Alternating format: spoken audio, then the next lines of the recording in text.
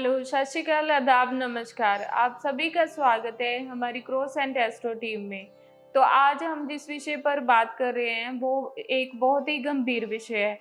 क्या होता है कि आजकल पति पत्नी में झगड़ा होने लग जाता है किसी तीसरे व्यक्ति की वजह से। तो उससे क्या होता है कि उनका जो रिश्ता होता है वो तलाक की नौबत तक पहुंच जाता है। तो हमें उस तीसरे व्यक्ति से छुटकारा पाने के लिए, यानी कि सौतन से छुटकारा पाने के लिए क्या करना चाहिए, इसके बारे में हमें बताएंगे पंडित सनी कुमार जी। तो पंडित जी, स्वागत है आपका हमारी cross and G, astro team में। तो पंडित जी बताइए कि अगर सौतन की वजह से पति पत्नी के बीच में क्लेश शुरू हो गए हैं, तो उनको इस क्लेश से बचने के लिए क्या ऐसा करना चाहिए कि उनका जो रिश्ता है पहले की तरह मिठास वाला हो जाए। जब भी पति पत्नी के बीच विश्वास की कमी हो जाती है, तो क्या होता है कि पति पत्नी में दोनों में से कोई एक छल कपट यानी झूठ बोलने लग जाता है। तो इससे क्या होता है, जो पारिवारिक के जो सदस्य हैं और जो परिवार में रह रहे हैं, सभी को एक नकारात्मक ऊर्जा प्रवाह जिसे कहते हैं कि क्लेश होना लग जाता है। क्या होता है कि जब भी क्लेश होता है तो क्लेश में क्या होता है कि गाली-गलौज, अपशब्द बोले जाते हैं, जिसके जी। कारण वाद-विवाद बढ़ता जाता है। जिस तरह हम्म। अग्नि अग्नि में हम जितना ज़्यादा घी डालेंगे, उतनी अग्नि प्रज्वलित होती है। उसी प्रकार जब मत पति और पत्नी में मतभेद हो जाता है, वाद-विवाद, झगड़ा हो जाता है, तो इससे क्या होता है, हम जितना उसको प्रोत्साहन देंगे, जितना हम उसे बढ़ावा देंगे, वह उतना बढ़ता है। कई बार ये भी देखा जाता है कि जो सौतन होती है, यानी कि अगर पति गलत रास्ते पर चला जाता है, तो जो सौतन होती है, वह उसका धन, उसका यश, रूप सब छीन कर देती है, यानी कि सब उसका समाप्त कर देती है। इस कारण जो धर्मपत्नी होती है, वह दुखी हो जाती है और उसको मानसिक संताप का सामना करना पड़ता है। ऐसी जो मेरी बहनें हैं, उनको ये प्रयत्न करना चाहिए कि जहाँ पर वह सोती है, जो उनका शयन कक्ष है, शयन कक्ष में राधा कृष्ण की सुंदर सी चित्र या फ़ोटो लगानी चाहिए और उसके साथ मोर के पंख हो तो बहुत शुभ रहता है। और इस बात का प्रयत्न करना चाहिए कि आपका जो बेड होता है जहाँ पर पति-पत्नी सोते हैं, जी। उस बेड के एक पावे यानी कि एक कोने के नीचे आपने लाल रंग के कपड़े में सूती रंग रंग का सूती कपड़ा हो लाल रंग का, उसमें कपूर बाँध के माता दुर्गा का मंत्र का जाप करके ओम दुर्गाय नमः मंत्र का मन मन में जाप करें। उसके बाद उसको उस बेड के पावे के नीचे बाँध देना चाहिए। इससे क्या होता है, जो सौतन संबंधी जो परेशानी हमारी बहनों को होती है, वह दूर होना शुरू हो जाती है और पति को जब भी वह भोजन पका कर दे, खाना खाने को दे, तो पहले ये करें कि जो पहली रोटी होती है, वह गौ माता की निकालनी आवश्यक होती है और जो आखिरी रोटी होती है, वह कुत्ते को ज़रूर डालनी चाहिए। जब भी तवा गर्म हो और तवा पर रोटी रखने से पहले उस पर ठंडे पानी से उसका छींटा देना चाहिए। जब वो पानी तवे से सूख जाता है, उसके बाद वह रोटी पति देव को खिलानी चाहिए। इससे क्या होता है, जो पति का दिमाग होता है, वह शांत और ठंडा होने लग जाता है और हमारी बहनों को ये भी कोशिश करनी चाहिए कि जो पति के कपड़े हैं, वह वॉशिंग मशीन में ना धोकर वह अपने हाथों से धोएँ और धोते समय अपने पति का चिंतन बार-बार लगातार करते रहें और उनसे मन में ऐसी प्रार्थना करनी है, ऐसा मन में भाव रखना है पत्नी ने कि हमारा पति हमसे घना प्रेम करता है, घनिष्ठ प्रेम करता है। इससे ये उपाय करने से क्या होता है, जो पति है वह अपनी पत्नी की यानी अपनी जो धर्मपत्नी है, उसकी बातें मानने शुरू कर देता है। पंडित जी, सौतन के द्वारा किए गए वशीकरण से छुटकारा पाने के लिए पत्नी को क्या करना चाहिए? कई बार देखा जाता है, जो परस्त्री होती है, जो सौतन होती है, वह पुरुष को आकर्षित करने के लिए क्या करती है कि वशीकरण किसी ओझा तांत्रिक के पास जाकर उनसे ताबीज़ आदि लेकर यानी कि कुछ खाने-पराने में मिलाकर उस आदमी का वशीकरण कर लिया जाता है, जिसके कारण वह उस सौतन की बातों को ही मानता है। अगर वह कहती है दिन है तो दिन है, अगर वह कहती है तो रात है रात है। वह अपने घर की जो धर्मपत्नी है, माता-पिता है, बच्चे हैं, किसी की भी बात नहीं मानता, वह सिर्फ़ और सिर्फ़ अपनी जो प्रेमिका यानी जो सौतन होती है, उसी की बात मानता है। तो इसको मान लेना चाहिए कि ये एक प्रकार का प्रबल वशीकरण होता है। प्रबल वशीकरण में क्या होता है कि जातक जो होता है अपने होश-हवास में नहीं होता। जी। ऐसे जातक की जो बुद्धि होती है स्तंभित हो जाती है, यानी कि ऐसे जातक का जो दिमाग है, सही और बुरे का निर्णय नहीं कर पाता। तो जिसके कारण ये कह सकते हैं कि वशीकरण हुआ है। वशीकरण अगर हुआ है तो इसके निवारण के लिए माँ बगलामुखी के मंत्र का जाप करना चाहिए और कोशिश करनी चाहिए कि जब भी हम माता बगलामुखी का मंत्र का जाप करते हैं तो उस समय संकल्प में अपने पति का नाम और अपनी जो अकुम सौतन है उसका नाम ज़रूर लेना चाहिए और माता रानी से ये निवेदन करना चाहिए कि हे माता जगदम्बा, हे जी। बगलामुखी माता, जो मेरे पति पर ये वशीकरण प्रयोग अकुम नाम की स्त्री ने किया है, वह जाल टूट जाए। इसके लिए करने के बाद माता बगलामुखी के मंत्र का जाप ओम ह्रीं बगलामुखी सर्वदुष्टानां वाचा मुखम स्तंभे स्तंभे स्वाहा, इस मंत्र का जाप करना चाहिए। शुद्ध और पवित्र होकर जितना इस मंत्र का जाप किया जाए और जाप के समय ये माता से निवेदन करनी चाहिए कि हम माता से मांग रहे हैं। माता को मातृ रूप में यानी कि अगर हम उसे माँ के रूप में संबोधित करेंगे तो माता बगलामुखी हमारी मनोकामनाओं को अवश्य पूरी करती है। और इस बात का दूसरा उपाय ये हो सकता है कि महामृत्युंजय मंत्र का जाप किया जाए, क्योंकि जो महामृत्युंजय जो मंत्र होता है वह अकाल मृत्यु को रोकने वाला होता है, संकट को रोकने वाला होता है।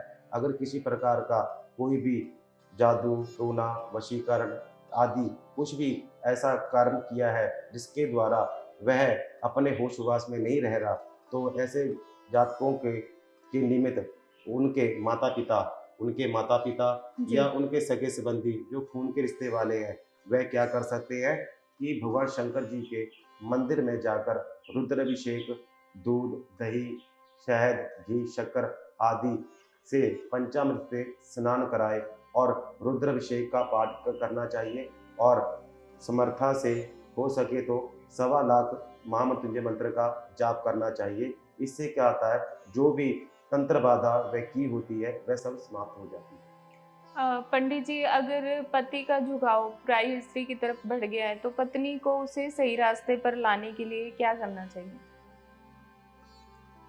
जिन पतियों का पर स्त्री के पास ज़्यादा रुझान रुचि होने लग जाती है, तो क्या होता है कि वह अपनी पत्नी जो अपनी धर्म पत्नी है उसकी बात नहीं मानते, ना ही उनकी किसी बात का कोई जवाब देते हैं सही सही तरीके से। तो ऐसे में क्या करना चाहिए, पति को सही रास्ते पे ले आने के लिए उनको एक शहद की शीशी लेनी चाहिए। शहद की शीशी लेकर उसमें भोजपत्र, पंसारी के पास भोजपत्र आसानी से प्राप्त हो जाता है। अगर भोजपत्र प्राप्त नहीं होता तो आप एक व्हाइट कलर का मतलब कि जो कागज़ होता है उसको ले लीजिए। उस पर लाल रंग के पेन से जी। अपने पति का नाम लिखने के बाद उस जो पर्ची होती है उसको शहद की डिब्बी में डाल देना चाहिए। शहद की डिब्बी में डालने के बाद उसको अच्छी तरह से बंद कर देना चाहिए शीशी को और किसी ऐसे स्थान पर रख देना चाहिए जहाँ किसी का हाथ ना लगे, जहाँ किसी का ध्यान ना जाए। ये उपाय करने से जो पति है उसका स्वभाव शहद की तरह मधुर होने लग जाता है। और एक अन्य उपाय भी किया जा सकता है, सौतन और पति जो होते हैं अगर वो दोनों क्या करते हैं कि क्लेश के कारण घर में क्लेश होने लग जाता है, घर में दुख का वातावरण बनने लग जाता है। धर्मपत्नी को ये कोशिश करनी चाहिए कि काले रंग के कुत्ते को एक समय मतलब कि दिन में कोई भी एक समय हो, उस समय क्या करना चाहिए कि एक रोटी को लेकर उस पर अपने पति का नाम लिखना चाहिए। सरसों के तेल से नाम लिखने के बाद वह रोटी किसी काले रंग के कुत्ते को दूध में डालनी चाहिए और देखना चाहिए, अगर कुत्ता उस रोटी को सूंघ कर चला जाता है तो मान लेना चाहिए कि अभी कार्य में बाधा है, अभी पति सही रास्ते पर नहीं आएगा। लेकिन जब दूसरी या तीसरी बार हम ये उपाय दोबारा करते हैं तो क्या होता है, अगर वो कुत्ता उस रोटी को खा लेता है जिस पर हमने पति का नाम लिखा होता है, और कोशिश करनी चाहिए कि जिस समय हम ये रोटी पर नाम लिखते हैं सरसों के तेल से, तो उस समय पति का चित्र यानी उसका जो शक्ल है उसको मन में दोहराना चाहिए और उसके बाद वह रोटी कुत्ते को डालनी चाहिए और डालते समय बटुक महाराज जी का याद करना चाहिए, ध्यान करना चाहिए और कहना चाहिए कि हे प्रभु, हम अनजान हैं, आप जानी जानो। इतना कहने के बाद वह जो रोटी होती है अगर कुत्ते को डाल दी जाए प्रतिदिन, अगर 21 दिन या 41 दिन लगातार ये उपाय हो जाए, तो कभी भी जो पति होता है वह अपनी पत्नी के साथ मतभेद, लड़ाई झगड़े नहीं करता और अपने आप सीधे रास्ते पर आ जाता है। कई बार पंडित जी क्या होता है कि पति पत्नी के बीच झगड़ा इतना ज्यादा बढ़ जाता है कि पति पत्नी को धमकी देने लग जाता है कि मैं तुम्हें तलाक दे दूंगा। हाँ जी। तो ऐसे में पत्नी को क्या करना चाहिए कि जिससे उनका रिश्ता जो है वो बचा रहे? जब भी ये बात कोर्ट कचहरी आदि तक पहुंच जाती है पति पत्नी के मतभेद के कारण, तो जो धर्मपत्नी होती है उनको ये प्रयत्न करना चाहिए कि सुबह शनिवार के दिन सुबह जल्दी उठे, सूर्य उदय होने से पहले पहले उठ जाए। उठने के बाद क्या करना है, जो मंदिर आपके आसपास कहीं भी मंदिर हो, वहाँ पर जो पीपल का जो वृक्ष होता है, वहाँ पर सरसों के तेल का दीपक जलाना चाहिए और मीठे जल से जो जड़ होती है उसमें डालना चाहिए और शनि मंत्र का जाप करना चाहिए। ओम नीलाजन समाभासम रविपुत्र यमाग्रजम छाया माटा संभूतम तम नमामि शनीश्वर, अन्यथा ओम सन शनिश्चराय नमः। इस मंत्र का जाप करते हुए अगर हमारी बहनें ये उपाय करती हैं तो क्या होता है कि धीरे धीरे उनकी मनोकामनाएं पूर्ण होने लग जाती हैं, उनकी जो इच्छाएं पूरी होने लग जाती है। और कोर्ट कचहरी का जब वाद विवाद बढ़ जाए तो जो धर्मपत्नी होती है उसको कोशिश करनी चाहिए कि सोमवार के दिन भगवान शंकर जी के मंदिर में जाए और गंगा जल हाथ में लेकर निवेदन करे कि मेरा जो पति है सद्मार्गी की तरफ आ जाए, जो पर स्त्री की तरफ वह है उसको सद्बुद्धि आ जाए और हमारे घर परिवार में दोबारा से रहने लग जाए। ऐसा गहरा जाप करते हुए मन में ओम नमः शिवाय का जाप करके जो जल होता है उसको अगर भगवान शंकर जी को अर्पण कर दिया जाए, तो क्या होता है जो पति को सद्बुद्धि प्राप्त होने लग जाती है और पति सही रास्ते पर आना शुरू हो जाता है। अगर कोर्ट कचहरी की बात भी होती है तो वह भी सलाह हो जाती है, जिसके कारण वह आगे नौबत नहीं आती कोर्ट कचहरी में जाने की। अगर ये उपाय जब करते हैं तो उपाय करते समय इस बात का भी ध्यान देना चाहिए कि ये उपाय करते समय सफ़ेद चीज़ जैसे कि चावल या दूध का दान किसी ब्राह्मण को जरूर दान करना चाहिए। इससे क्या होता है, अगर कोर्ट कचहरी का वाद विवाद बढ़ जाता है तो उसमें शांति प्राप्त होती है। पंडित जी, जैसे कि ये बात तो हम कर रहे थे कि अगर पति पत्नी के बीच में कोई तीसरा व्यक्ति हाँ आ जी। जाता है, तो ऐसी क्या कोई पूजा या हवन भी होता है जिससे कि उनके रिश्तों में जो दरार आ रही है, जो झगड़े हो रहे हैं, वो खत्म हो जाए? जब भी पति पत्नी के अंदर मतभेद हो जाते हैं तो उस समय भगवान शंकर जी का रुद्राभिषेक किया जा सकता है। भगवान शंकर जी का रुद्राभिषेक करने के बाद उनका हवन करना चाहिए, किसी सुयोग्य ब्राह्मण के द्वारा। हवन करने के बाद उसका दशांश मार्जन तर्पण करने के बाद ब्राह्मण भोजन कर कर ब्राह्मणों को दक्षिणा देनी चाहिए।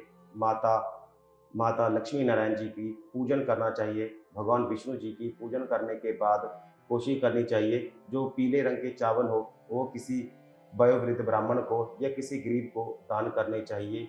और जब भी हवन करना हो इस समस्या से मुक्ति के लिए कि दोनों में प्रेम सामंजस्य बना रहे, तो उनको कम से कम 108 मंत्र गायत्री के जाप करने के बाद वह जो जल होता है उसको घर में सिंचन करने से यानी कि घर में छिड़कने से घर पवित्र हो जाता है। घर जी। का जो वातावरण होता है वह शांत हो जाता है। हवन के समय ये भी देखा जाता है कि कई बार ये होता है कि पति पर ज़्यादा प्रबल वशीकरण या किया होता है, जिसके कारण वह किसी की बात नहीं मानता। तो ऐसे समय में माता कालिका का जाप, हवन करना शुभ रहता है। माता दुर्गा चालीसा का पाठ करना, ओम आइं ह्रीं क्लीं चामुंडाय विच्चे, इस मंत्र का जाप करते करते अगर आहुति दी जाए तब हमारी मनोकामना पूर्ण होती है और पति पत्नी के जो बीच में जो वाद विवाद होते हैं वह स्वतः ही सुलझ जाते हैं। पंडित जी, पत्नी को अपनी सौतन से सदा के लिए छुटकारा पाने के लिए क्या उपाय करने चाहिए जिससे कि उनके बीच में जो तीसरा पर्सन आया है वो दूर चला जाए और उनका रिश्ता पहले से भी ज्यादा मजबूत हो जाए? जिनके भी घर में ये समस्या होती है कि सौतन के कारण दाम्पत्य जीवन खराब हो जाता है, वैवाहिक जीवन खराब हो जाता है, ऐसे जातकों को ये कोशिश करनी चाहिए हमारे कहे पर, हमारे अनुभव पर, क्योंकि हमारा अनुभव है इस बात पे कि जो जातक को लगता है कि भई अकुम व्यक्ति के कारण हमारे घर में ये समस्या, ये क्लेश हो रहा है, तो क्या करना चाहिए? कम से कम 11 दिन या फिर 21 दिन या कम से कम 41 दिन लगातार काले रंग की कुतिया को, अगर पुरुष से परेशान है तो कुत्ते को, अगर स्त्री से परेशान है तो कुतिया को रोटी प्रतिदिन डालते रहना चाहिए। जब भी हम रोटी डालें तो ये कोशिश करनी चाहिए कि अकुम व्यक्ति जो शत्रु है, जो सौतन है, उसका मन में ध्यान करना चाहिए। उनका नाम, उनका चेहरा, रूप, उसका मन में ध्यान करके उसके बाद वह रोटी कुत्ते को, ये जो काली कुत्ती होती है, क्योंकि स्त्री से अगर परेशान है, सौतन से परेशान है, तो काली कुत्ती को डालनी चाहिए और डालते समय मारा बटुक का ध्यान करना चाहिए। ओम ह्रीं बटुकाय अप धारणा करो करो बटुकाय हरिं, इस मंत्र का भी जाप किया जा सकता है, या फिर ओम बम भैरवाय नमः, इस मंत्र का मन में 11 बार जाप करने के बाद और ये निवेदन करें कि अकुम व्यक्ति से हमारे ग्रहगत जीवन को कष्ट है, हे प्रभु आप उनको शांत करें। इतना कहने के बाद अगर कोई 11 या 41 दिन इसको लगातार नियमित उपाय को करता है, तो सौतन होती है उससे हमेशा के लिए छुटकारा मिल जाता है। जी। यानी कि वह जो स्थान होता है, जो शहर होता है या घर होता है, उसको छोड़कर कहीं दूर चली जाती है और पुनः मुड़कर उस घर में या उस स्थान पर नहीं आ पाती। पंडित जी, आपने हमारे दोस्तों को बहुत अच्छी जानकारी दी, उसके लिए आपका बहुत बहुत धन्यवाद हमारी क्रॉस एंड एस्ट्रो टीम से। धन्यवाद। जल्दी मिलते हैं नेक्स्ट वीडियो में।